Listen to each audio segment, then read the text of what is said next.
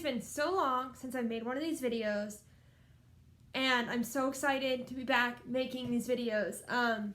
My life has just been a mess. I'm a teacher, we started school, and I also had 2 really big yarn shows that were very successful, so I was dyeing yarn like crazy, and so I just haven't really had the time to sit down in front of a camera and talk to you about my inspiration. And I really love doing it, so I'm really sad that I haven't been able to, but I'm finally ready, I'm finally here to do it. So, I'm back. This big bright light is a window that I don't have a curtain for, so I apologize, but I actually think it's giving us good light. So, we're just gonna live with it.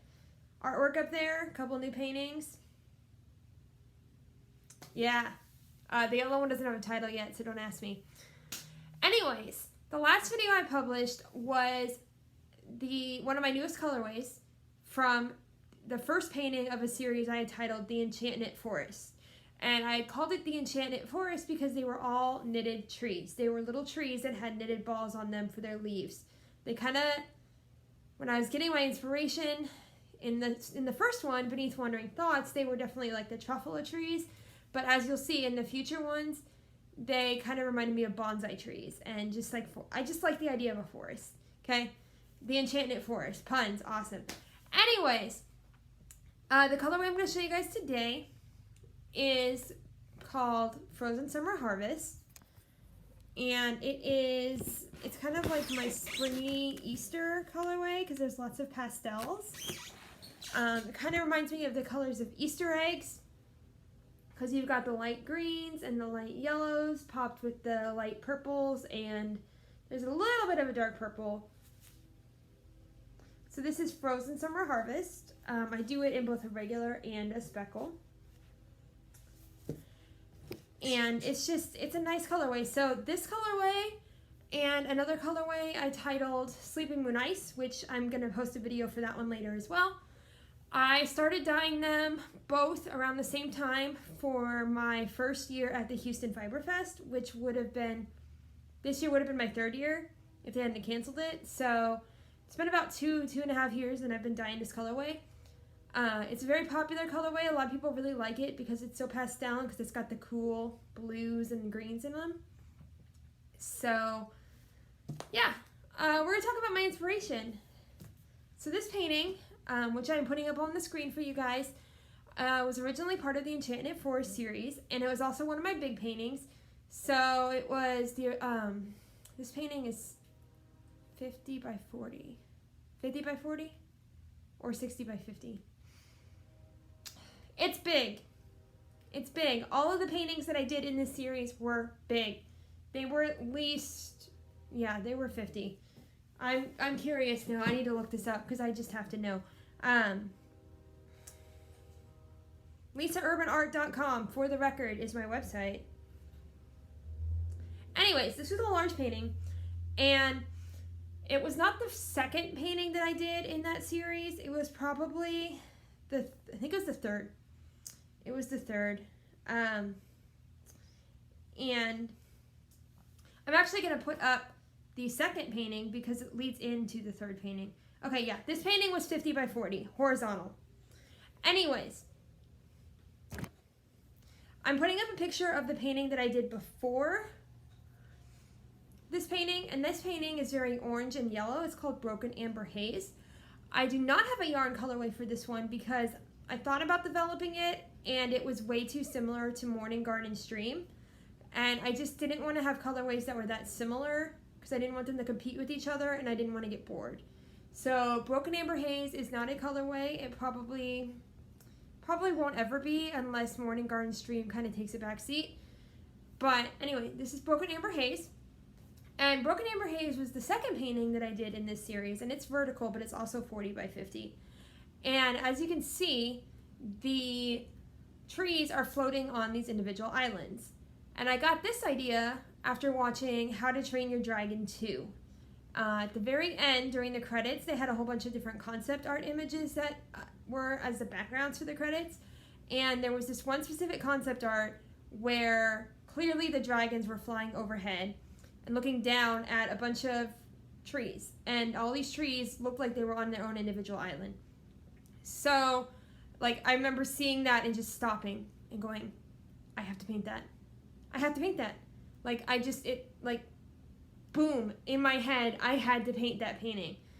And it pushed me because I had been using transparency a little bit in my skies, but I had never really used it as a major part of the painting.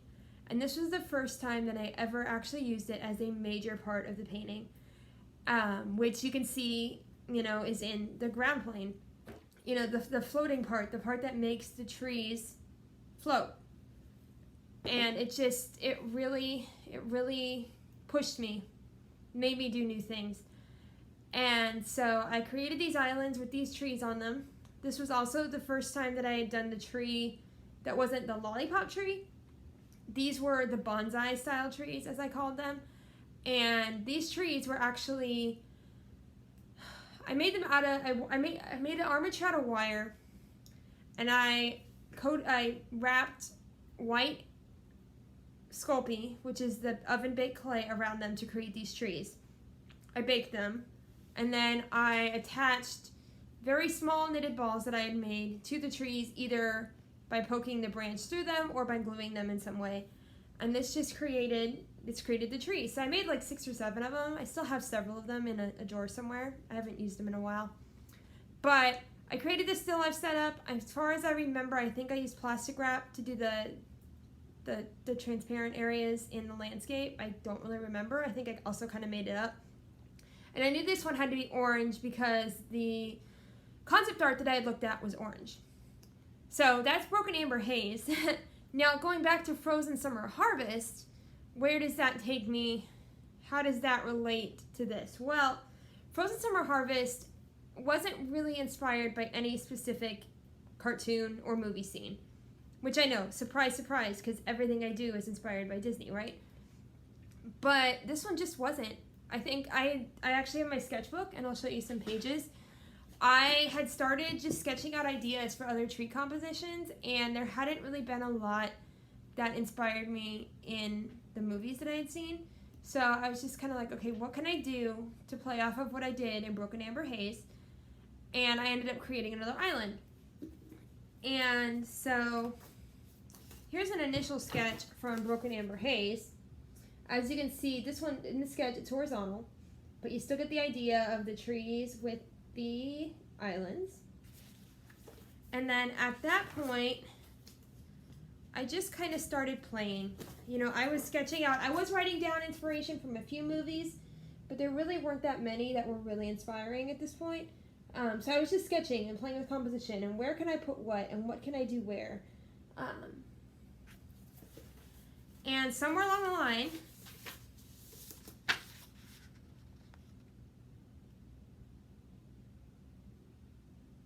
the idea for this painting came about. I think it was probably, according to my notes, it was in June of 2016. So I don't even think there's actually an official sketch for this painting. I think that between the sketches that I did do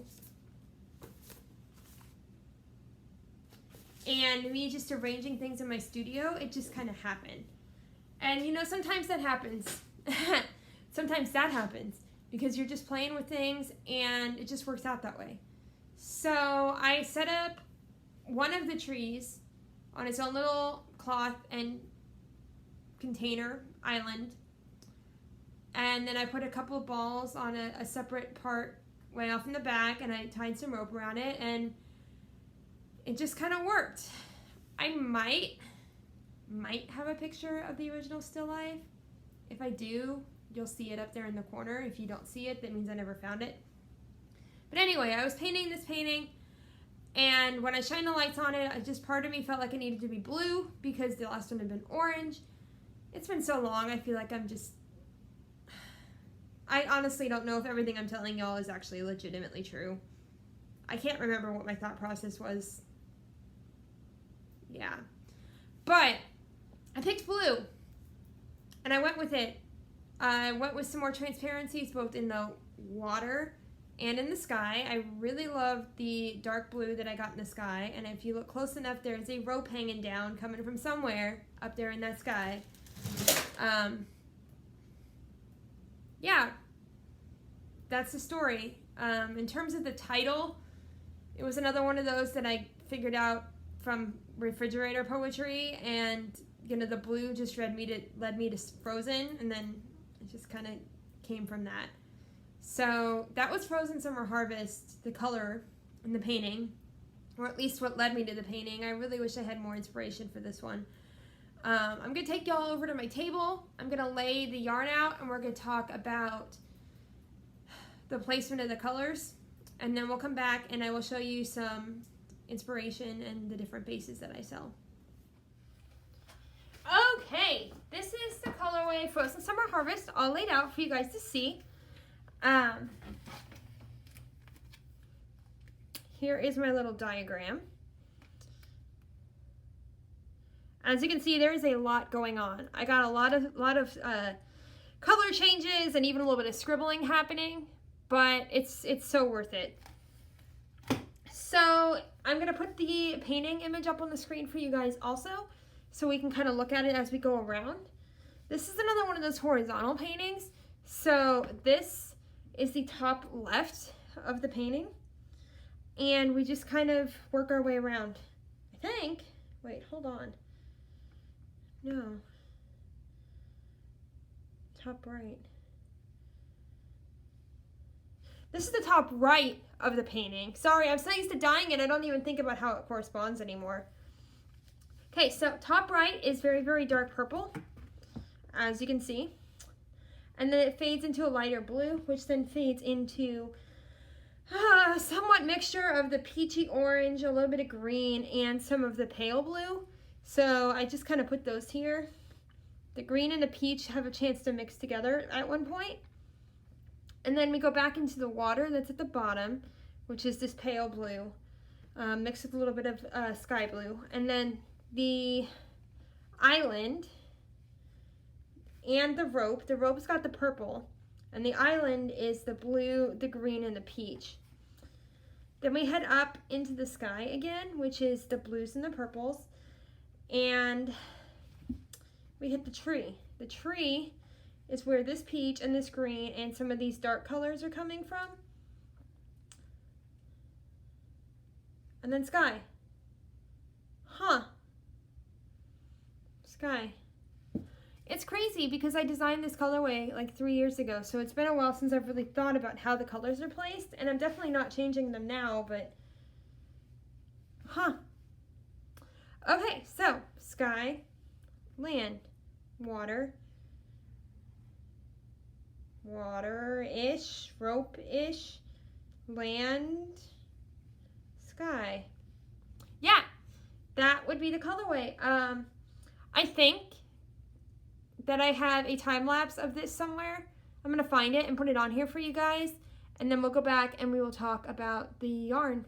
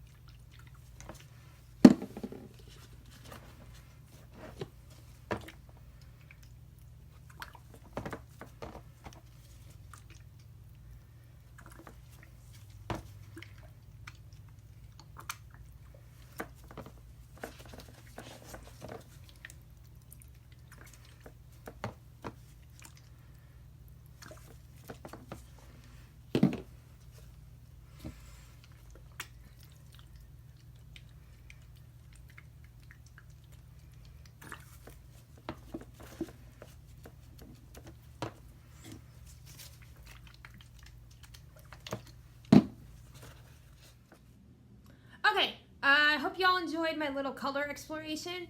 Now I'm just going to talk to you guys about the different bases that I offer and some ideas for projects that you can make with my yarn. So, in case you haven't noticed, the sweater that I'm currently wearing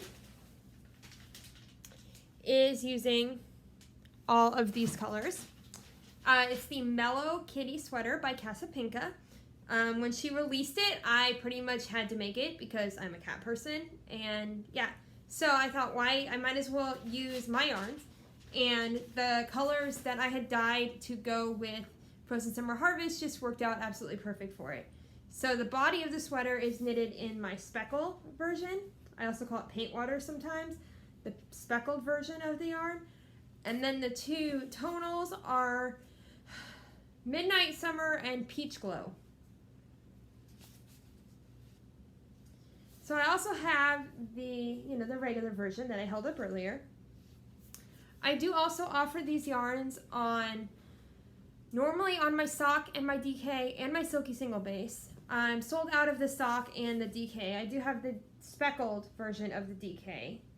I don't know when I will have a restock of DK because my yarn source is currently sold out of it as well, and it tends to disappear when they restock. So someday I will have more DK, but this is the speckled version. I also have the Midnight Summer in that, and I can get more Silky Single, but I haven't had a chance to yet. And the Silky Single I am sold out of in the normal, but I have it in the purple, and if you look at these you can definitely see a difference. The Silky Single always comes a little bit more paler, but it does have a very nice sheen, and I just love it. I sold like all 3 skeins of this colorway in the Silky Single at my last show because this colorway looks really great on it. I'll put a picture up in the corner because I know I have one of the Silky Single on this. So just keep an eye on my shop because when I'm able to get more yarn, I will dye more of this colorway. But I do have it in the light base right now. And my light base is 100% superwash merino, 400 yards, 2-ply fingering. I absolutely love it. I knit it's my go-to base. All my colorways are on that base. And then, some of them are on the other bases, but not all. And it's just a great base. It's a great workhorse superwash base. So, I also used to make it on my worsted, but I haven't dyed it on worsted lately. I made a hat with this colorway on the worsted. I don't know where that hat went. I would hold it up if I could find it. As you can tell, I'm very scatterbrained today. I hope y'all appreciate the true to life spontaneity of these videos because I'm a mess. But I do like talking to you guys about yarn and art, and I hope you guys did too. So check back later for more videos, and thank you for popping by, and go buy some yarn. You can also find me on Instagram and Facebook as The Knitting Artist. My website is theknittingartist.com, and email me if you have questions. Peace.